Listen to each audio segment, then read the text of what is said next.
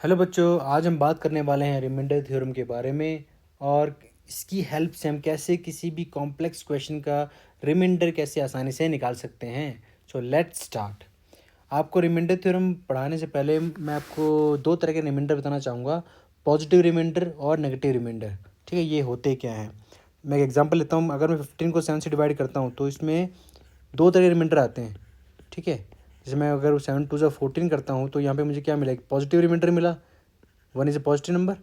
अगर मैं इसी 15 जो अपना डिविडेंड है इसको मैं ओवरशूट कर दूँ, 15 को ओवरशूट कर दूँ, मैं 7 3 21 लिखूँ, इस केस में क्या होता है, अगर सब्ट्रैक्ट करता हूँ तो मैं ओवरशूट करके एक नेगेटिव रिमाइंडर मिलता है। तो ये भी तो रिमाइंडर है but it is a negative reminder.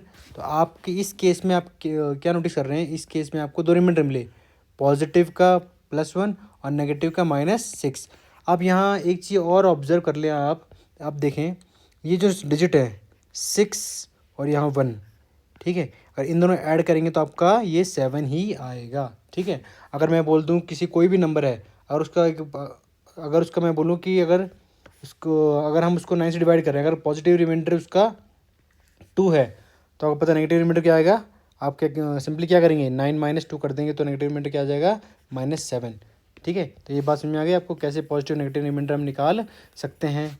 ठीक है, मैं पहले एक क्वेश्चन और लेता हूँ पॉजिटिव नेगेटिव रिमाइंडर का। मैं अगर बोलूँ 50 को अगर हम डिवाइड करते हैं 11 से तो हमारे दो रिमाइंडर यहाँ भी आते हैं। ठीक है, एक 11 4 44 प्लस का 6 आता है, तो दूसरा क्या होगा, तो अब 11 - 6 कर दो, दूसरा -5 होगा।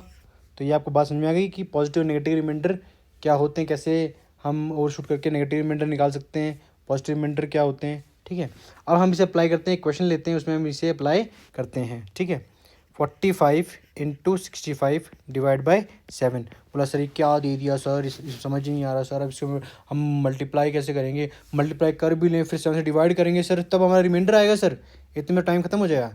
अरे बच्चों, तभी तो रिमाइंडर थ्योरम पढ़ाया तुमको मैंने।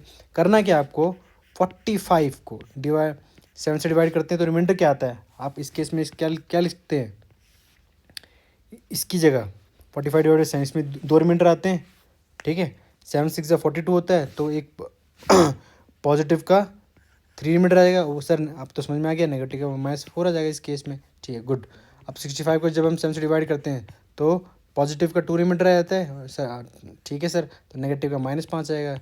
तो ठीक है सर, अब बात समझ गए। तो मैं काम करता हूँ सर, रिमाइंडर बताओ, इस क्वेश्चन का रिमाइंडर जल्दी से निकाल दो सर। एक काम करता हूँ, मैं पॉजिटिव रिमाइंडर ले लेता हूँ इस केस में, पॉजिटिव रिमाइंडर लेता हूँ 3, इसी जगह मैं 3 लिख देता हूँ। ठीक है, इसका ठीक है, और इसी जगह में क्या कर लिख देता हूँ, 2 लिख देता हूँ, और ये डिवाइड 7 से डिवाइड हो गए नहीं दोनों, तो 6/7। तो आपको पता चल गया, अब हमने सिंप्लीफाई करके इसे क्या कर लिख दिया, 6/7। तो इस केस में रिमाइंडर 6 आ जाएगा। क्या बात में आ गई, और ठीक है ये बात समझ आ गई। पर सर आपने जो ये नेगेटिव रिमाइंडर लिए इनका क्या काम, अरे कुछ मत करो।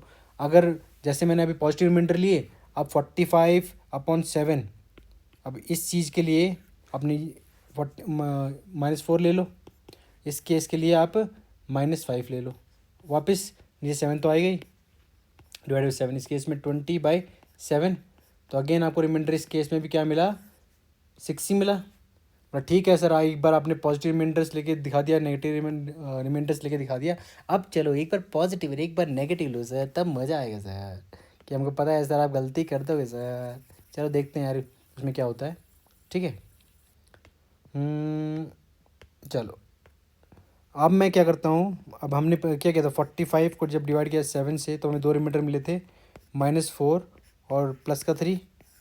ठीक है, और 65 को जब हमने डिवाइड किया था 7 से तो हमें दो रिमाइंडर मिले थे, एक -5 और एक +2।